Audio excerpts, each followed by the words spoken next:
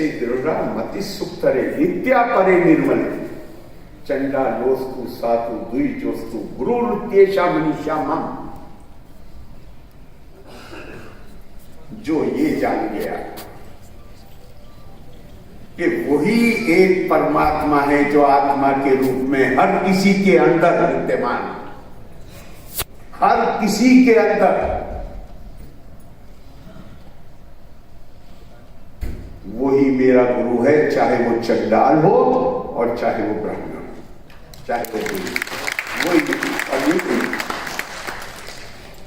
गीता भी इसका उद्घोष पहले ही हो चुका था।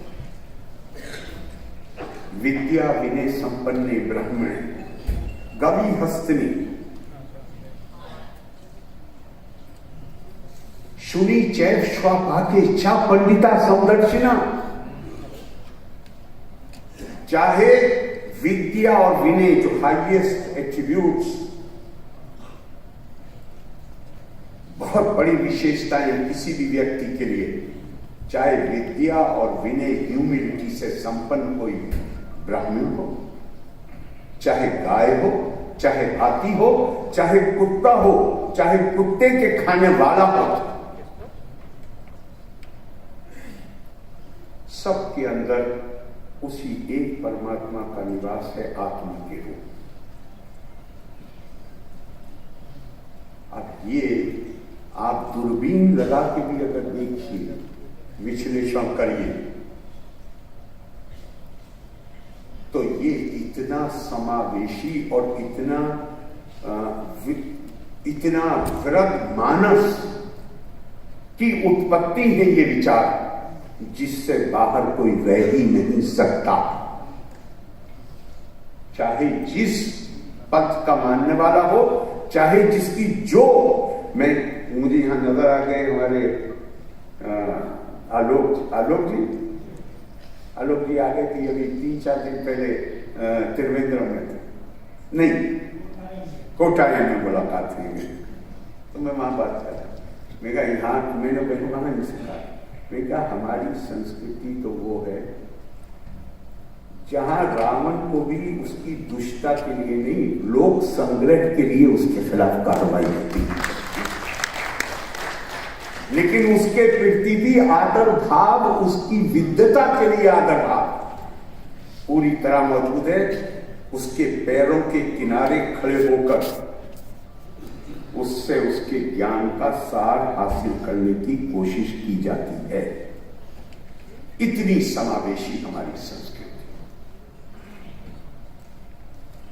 दुनिया में ये नहीं था, लेकिन जब लोकतंत्र आ गया, जब दुनिया ग्लोबल, कितना समय ले लिया सर?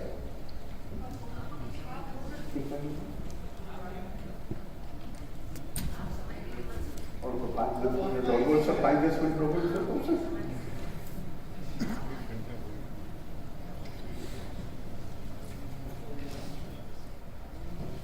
दुनिया ने इस चीज को अपनी जरूरत के तौर पे स्वीकार किया,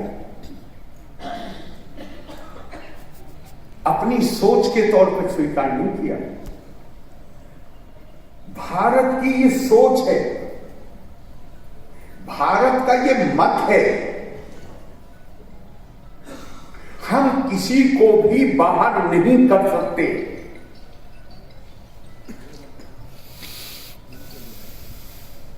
हमारा तो मानना है कि जीव में ही शिव नजर आना चाहिए।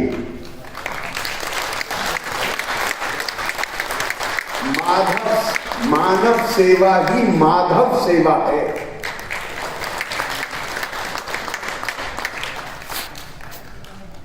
और हम सब एक दूसरे से बंधे हुए हैं उस आत्मा के बंधन से। हमारी भाषाएं अलग हो सकती हैं, हमारे रूप रंग अलग हो सकते हैं, हमारे खाल के रंग अलग हो सकते हैं, लेकिन एक कॉमन फैक्टर है जो हम सबको एक दूसरे से बांधता, और वो है आत्मा, रूह, स्पिरिट।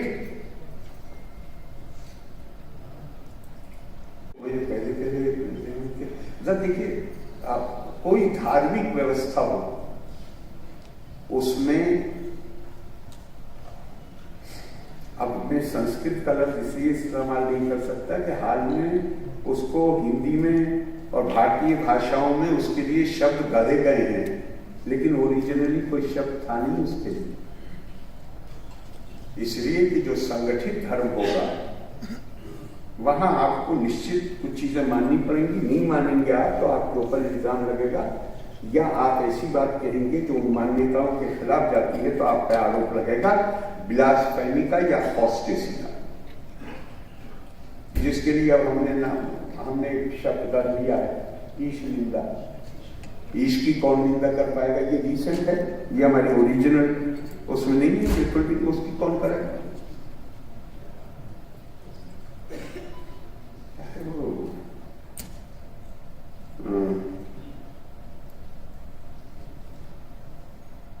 नाही लोके विद्ये सोना राम मनोविद्या।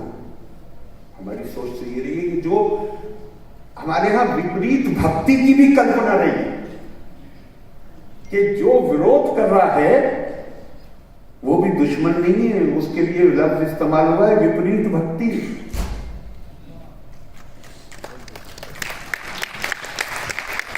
तो यहां दुश्मन तो कोई है ही, निंदा कोई कर ही नहीं सकता। विपरीत भक्ति की कल्पना है हमारे यहां।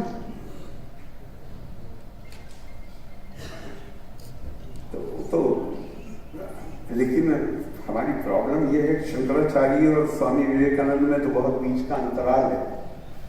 और खुद गीता में है कि धर्म की जब आनी होगी तो फिर मैं आऊंगा। तो हम भूल जाते हैं, इंसान का मिजाज जो है वो भूलने वाला है, और थोड़ा स्वार्थ भी होता है। जहां हम सिद्धांतों को हमें खूब पता होता है सही आचरण क्या है, लेकिन क्या है बहुत